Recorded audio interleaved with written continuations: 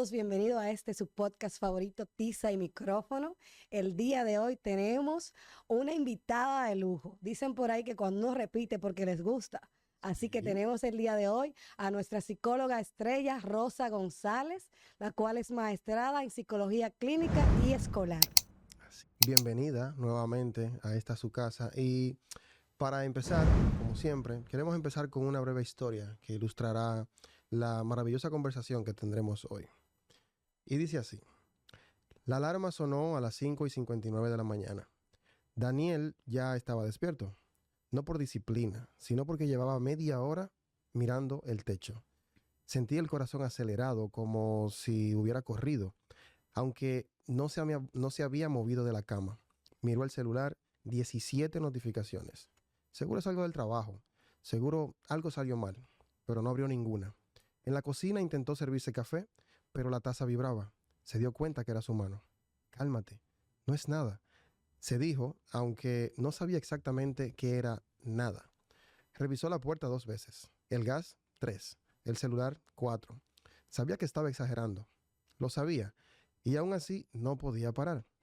Tenía una presentación importante ese día, pero el miedo no era la presentación, era a quedarse en blanco, a que lo miraran raro, a que alguien notara que por dentro sentía que algo iba a salir mal, a que descubrieran que no estaba tan bien como aparentaba. Se miró al espejo y ensayó una sonrisa. No salió una sonrisa, salió una cara tensa, con ojeras que ya no podía disimular. En el ascensor el aire se volvió pesado. Sintió que le faltaba un poco el aire. Cuando la puerta se abrió, Daniel no estaba en el lobby. Estaba sentado frente a un terapeuta, en una sala blanca con una lámpara cálida. Perdón por llegar temprano. Hoy tampoco pude dormir, dijo bajando la mirada. Y bueno, hoy, aquí en Tiza y Micrófono, vamos a hablar de eso que acelera el corazón antes de que pase nada, la ansiedad. Y para abrir esta conversación, quisiera hacer la pregunta obvia. Doctora, ¿qué es la ansiedad? Un placer estar con ustedes. La ansiedad, yo diría que actualmente primero es una plaga. Una plaga. Sí. Realmente, hace años escuchábamos que la gente hablaba de estrés. Ya Sí. el término estrés se usa poco. Ahora todo el mundo padece de ansiedad. Y lo más grande es que la gente llega al consultorio, pero en el consultorio no va para que tú le digas lo que tiene. Llegan, te dicen lo que tienen. Cuando nosotros hablamos de ansiedad, estamos hablando de una variedad de síntomas, pero que muestran en el fondo un miedo. Ok. Tú contaste una historia y esta historia está mostrando a una persona que está siendo obsesiva en su comportamiento. Sí. Está repitiendo una y otra vez porque tiene inseguridad y la inseguridad es producto del miedo. Claro. No sé si lo dejé abierto o si lo cerré. Y como tengo miedo de dejarlo abierto o de las consecuencias de dejarlo abierto, entonces voy una y otra vez a observar, a asegurarme. Y aunque ya fui, no estoy segura de que lo cerré. Entonces debo devolverme. Hablamos de un conjunto de síntomas, pero estamos hablando de un conjunto de síntomas dependiendo el tipo de ansiedad. Así que vamos a quedarnos ahí por el momento. Ya sabemos que la ansiedad es una respuesta del miedo y hay quienes lo definen como un exceso de futuro. Al final, el mismo exceso de futuro Es miedo. es miedo. Claro. Exacto. Claro, claro. Wow, qué interesante. Sí. Y eso que ella habla de la epidemia, o sea, hay incluso un meme muy famoso Sí. ahora en esta generación que tiene un perrito como llorando. Y dice, ay, no puedo, me da ansiedad. Como de que, o sea, básicamente ahora esta generación padece mucho de ansiedad, pero creo que va por el tema de que anteriormente se conocía como estrés, diría yo. Así es. Sí, y ciertamente estamos hablando de uno de los problemas actualmente, digamos que problemas de salud mental que más se están impactando en el mundo. Y ciertamente hay muchas personas que están siendo impactadas, entre esas personas jóvenes, pero se dice, según estudios, de que las mujeres son más afectadas en ese grupo. También se dice que en pandemia estos números crecieron. O sea, esos números se dispararon. Y el tema es que gran parte de esas personas no están recibiendo ningún tipo de tratamiento.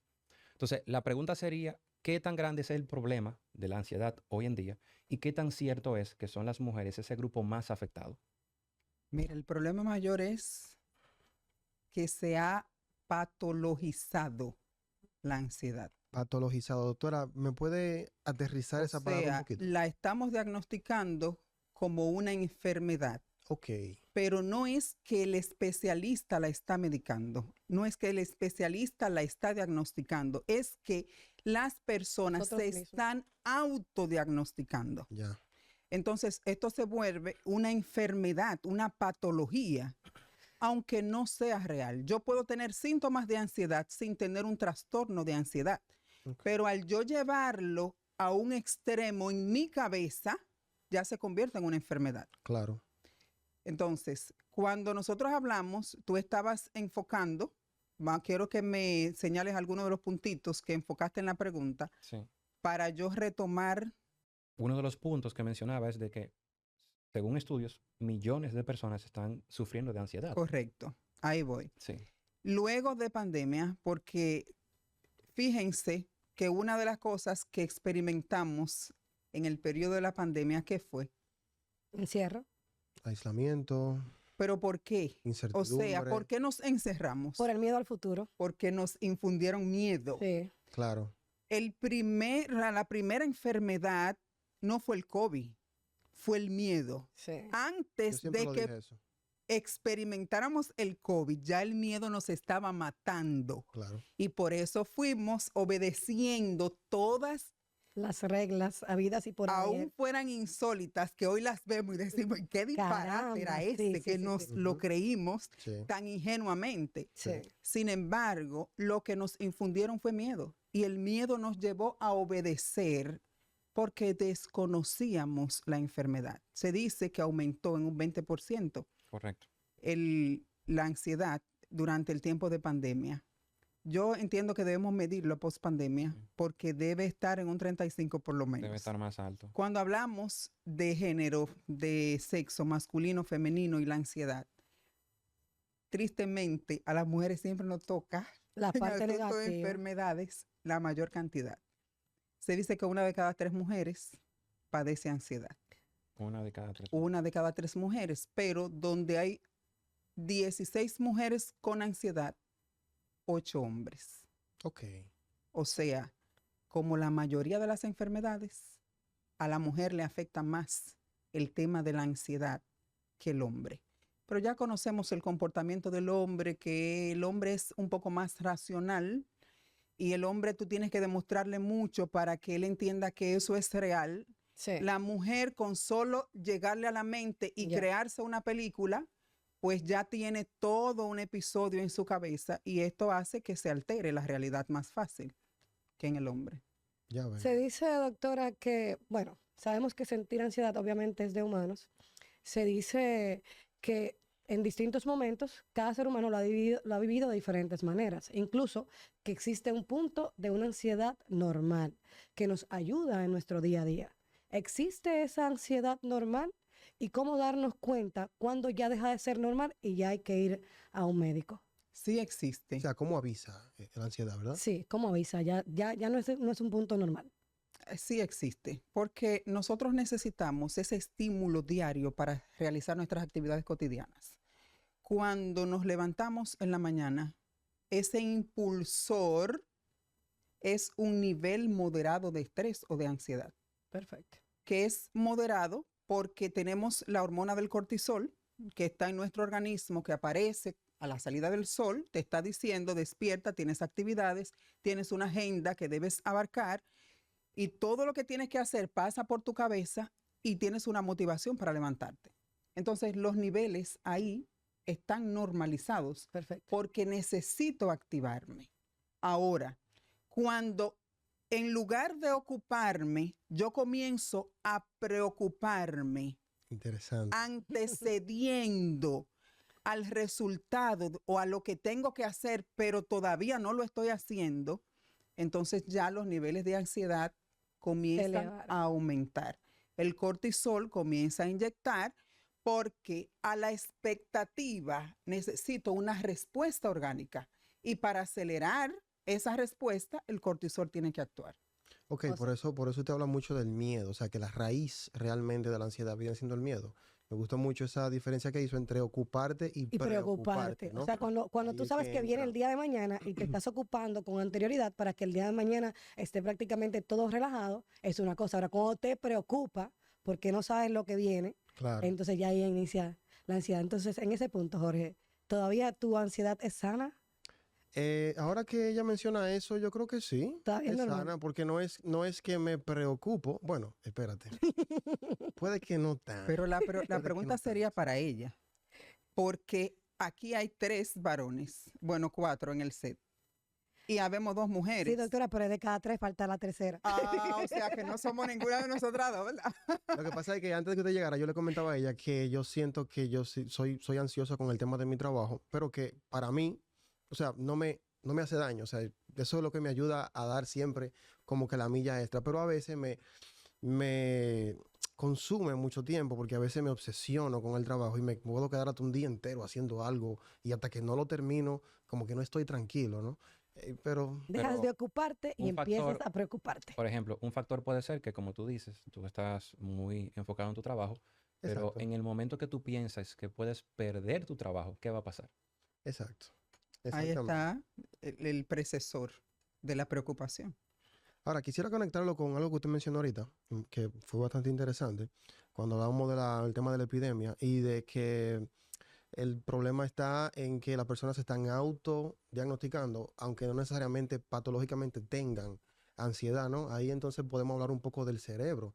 Me llegó a la mente eh, casos que había escuchado de, por ejemplo, mujeres que pasan embarazo que realmente no son embarazos, que todo es aquí en la Psicológico. mente, ¿no? Bien, doctora, entonces la ansiedad y el miedo, como ya hemos venido hablando, son respuestas de supervivencia, ¿no? El cerebro interpreta una amenaza y activa una alarma corporal, lucha o huye, ¿no? Que prepara al organismo para reaccionar. Entonces, nos surge la siguiente pregunta: ¿por qué los seres humanos sufrimos ante una amenaza?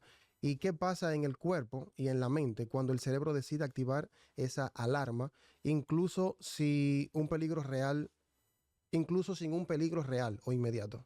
Mira, el cerebro tiene algo que es bueno y puede ser malo. Y es que él no sabe distinguir entre lo real y lo imaginario. Tú le tienes miedo al león y tú estás con el león es real y tú tienes un motivo para tener miedo. Pero el león no está, el león está en el zoológico, el león está en África y tú comienzas a pensar en el león. Y si el león me ataca, ¿y qué hace el cerebro? Comienza a desarrollar un mecanismo de defensa como si el león estuviera presente. Entonces, el cerebro tiene este sistema porque nosotros tenemos en el cerebro la amígdala cerebral. La amígdala cerebral es la que se activa en momentos de defensa, cuando el organismo necesita defenderse de algo. Entonces, la amígdala cerebral se activa. La amígdala lo que busca es una respuesta inmediata para cuidarte, para defenderte, para protegerte Instinto. correctamente. Y esa respuesta inmediata te está infundiendo ese miedo, pero a Ya. la vez está bloqueando lo que es el lóbulo frontal, que en esta parte del lóbulo frontal es que se generan todos los razonamientos lógicos, todos los procesos mentales. Cuando tú cuando tú planificas, cuando tú analizas, ya sea presente o a futuro, tú lo haces a través del lóbulo frontal. Y el hipocampo, que trabaja la memoria, va y busca un episodio relacionado con ese y se lo suma, y entonces hace que la situación se agrave. Y así es que funciona nuestro cerebro. Debemos en ese momento hacernos entender a nosotros mismos: lo que estoy experimentando no es real. Simplemente es algo que me lo acabo de imaginar. Hay ejercicios para eso que lo vamos a tocar más adelante, porque no es tan fácil como decir la teoría, porque cuando una persona está, por ejemplo, en un ataque de pánico, Sí. con tú hacerle entender que no es real o que esa araña no se la va a comer, Sí, eso. no funciona tan sencillamente. Sí, realmente, aprovechando el ejemplo de la araña, me recordé de mi sobrino. El niño le tiene un terror a la sombra, a su sombra o a cualquier sombra de un árbol, de la puerta. Y yo intenté varias veces tocar, agarrar al niño y hacerle, mira, es una sombra, no hace nada. Y me veía tocándola, él me veía y decía, sí. Y luego yo le decía, tócala, me decía, no. Entonces, queda demostrado que con tú querer demostrarle a una persona con hechos, simplemente no es suficiente. Por eso es necesario buscar ayuda. Gracias. Claro. Sí, Correcto. este tema es súper interesante porque cuando uno lo conversa sin tener, digamos que una base científica o sin estudiar el tema, luce como muy sencillo. Ah, no, tiene ansiedad. Y en la investigación que estuvimos haciendo, que me pareció súper interesante, dice que la ansiedad se puede sentir en 3 niveles. Dice un nivel que es el del cuerpo, que pueden ser palpitaciones, falta de aire, tensión, problemas para dormir. A nivel Habla de, fisiológico. exacto, dice que también en la mente, por preocupación constante, pensamientos de ¿y si pasa algo? Y las emociones, que es el miedo, la irritabilidad y la vergüenza. Entonces, la pregunta sería, ya usted con su expertise, para que como que nos dé la base de qué síntomas físicos y cognitivos son los más típicos de la ansiedad y qué pensamientos y emociones predominan. Mira, en el ejemplo que compartimos al principio, estamos hablando de síntomas comunes. Porque cuando yo tengo conductas repetitivas, yo estoy dando signos de que estoy manifestando ansiedad. Sin embargo, cuando esto se escapa de mí, cuando yo estoy evitando una conducta, por ejemplo, una persona que antes participaba de actividades sociales y de un momento a otro dice, no, yo no voy. Se desaparece. No es que tiene una depresión, pero experimentó algún episodio en la última actividad social en la que participó. Su mecanismo de defensa le dice, evita participar, y lo que hace es que se retrae y comienza a aislarse para no exponerse nuevamente a aquello que consideró una amenaza o un agresor en ese momento. Pero también está el que mencioné, en el ataque de pánico, la persona ya tiene unos síntomas fisiológicos, como habló Gregory.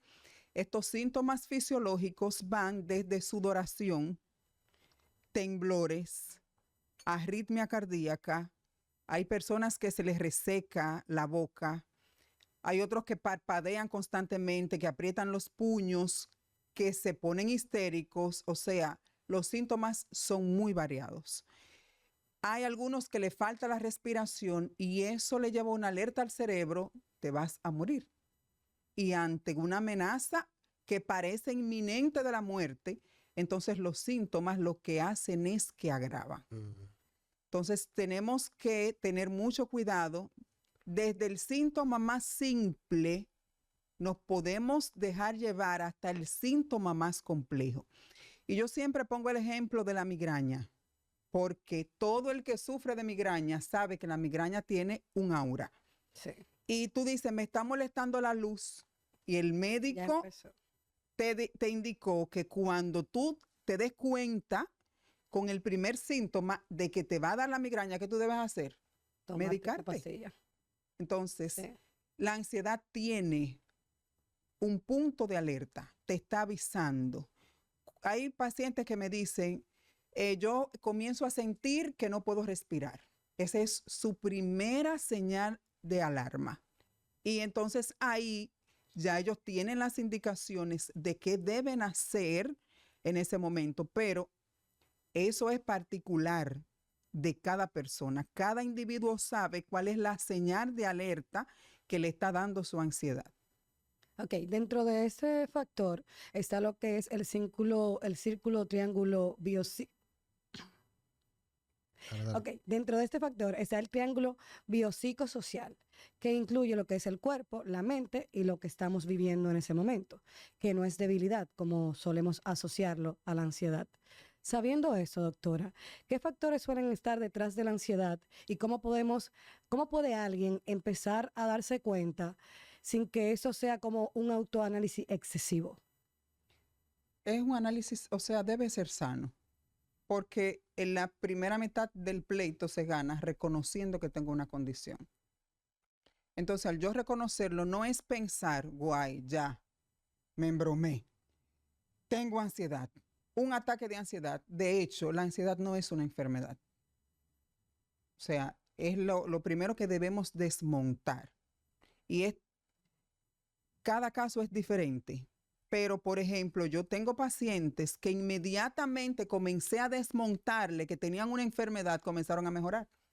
Sí, como usted dijo ahorita, es más algo que hay que Correcto. trabajar. Y creo que va mucho con lo que usted mencionó ahorita. La pregunta que hicimos muy acertada acerca de la amenaza es algo natural, o sea, porque lo que ella quiso decir es que es una intuición de supervivencia que uno Sí. tiene que está mal direccionada, entonces, porque lo que tenemos que hacer es canalizar lo que está sucediendo, ¿verdad? Y encarrilarla de forma Correcto. correcta. No, y que el cuerpo humano inmediatamente entiende o ve que va a suceder algo, hace una coraza. O sea, uno se cubre sin saber si es real o no. Y ahí he visto, voy a decir que en una película, donde había una persona que se creó una enfermedad que no existía y los doctores lo medicaron con pastillas falsas. Sí, mira. Entonces entendió que se sanó. Correcto, porque la respuesta del organismo viene de acuerdo a la personalidad. Si, por ejemplo, yo soy una persona hipocondríaca, que es ese caso, tengo una amenaza, mi organismo va a responder creando enfermedades, creando síntomas, manifestaciones. Ya puede ser una picazón o ya puede ser un dolor de cabeza, pero qué coincidencia que cada vez que te invito a ver a tal persona te duele la cabeza. O cada vez que yo digo que viene fulano para la casa te duele la cabeza. Ujú. No es coincidencia, es que hay una respuesta somática, porque esta persona es hipocondríaca, pero cuando estamos hablando de una persona que es sensible, lo que hace es que se vuelve vulnerable.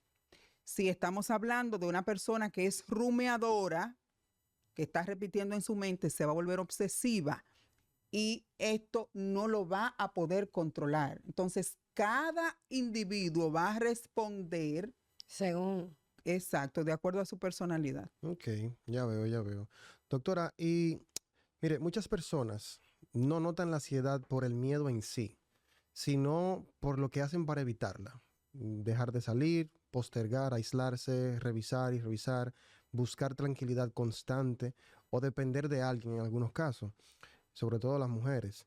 La evitación alivia a corto plazo, pero agranda el problema a largo plazo. Entonces, una alerta clave es cuando afecta el sueño, tal vez, el trabajo, el estudio o las relaciones. La pregunta sería, ¿cuáles son las señales más comunes para sospechar que esto ya se está saliendo de control, especialmente por evitación? ¿Y qué usted le diría a alguien que normaliza su ansiedad porque siempre ha sido así? La historia interviene mucho, La historia. la historia del individuo, Ok. porque los problemas no nacen porque sí. Las condiciones no aparecen porque sí. Traen una historia. Lo primero que yo le diría es, investiga tu historia. ¿Qué precedente hay en tu vida que te ha llevado hasta este punto? Busca ayuda profesional, porque yo puedo ver lo que está pasando. Y es real que a la gente le cuesta, ya esto lo hemos hablado antes, ir donde alguien, contarle su vida, decirle sus problemas, tanto como le cuesta reconocer que tiene una condición. Pero es probable que si en los signos de alerta yo busco ayuda, yo no voy a necesitar llegar más lejos. La ansiedad no necesariamente se trata con medicación, dependiendo el nivel de la ansiedad. Sin embargo, les diré que hay un lugar, ya hay un espacio, ya hay un tipo de ansiedad que necesita ser medicada. Cuando el paciente llega a niveles obsesivos, necesita ser medicado. Ya, Pero no tenemos que llegar ahí. claro. Podemos prevenir llegar a ese estadio. No queremos que nos hablen del psiquiatra, Yo, cuando tengo pacientes, normalmente en la primera entrevista nos damos cuenta si el paciente necesita ir al psiquiatra. Y déjenme decirle que si le digo de ir al psiquiatra de entrada, adivinen, No vuelven. no vuelve. No Claro, A vuelve. correr fanal. Entonces, tengo que comenzar a desafiar al paciente, a ayudarle a encontrar herramientas, y le digo, es probable que necesites ayuda médica sin mencionar la palabra psiquiátrica o la palabra psiquiatra. Sí, se asusta. Luego, correcto, luego, si evidentemente lo necesita, porque a veces el paciente dice, bueno, pero que yo no me siento tan mal, déjame hacer lo que está a mi alcance para salir de Para esta mejorar. situación. Si no sale porque las hormonas no están andando bien, o sea, es algo que sale de su control.